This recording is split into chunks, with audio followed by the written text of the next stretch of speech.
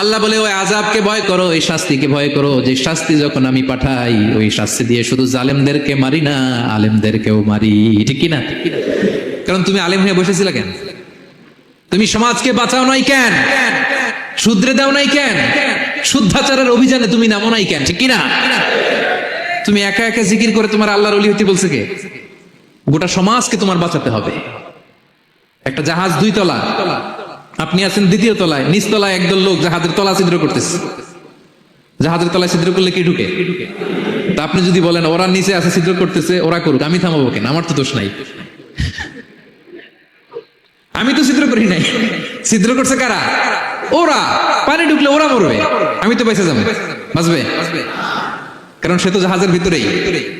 আপনি যে যদি এই পাগলগুলারে না থামান, ওরা তো মরবেই, আপনিও শেষ। চিল্লায় বলেন ঠিক কিনা? এজন্য সমাজে যখন পাপ হয়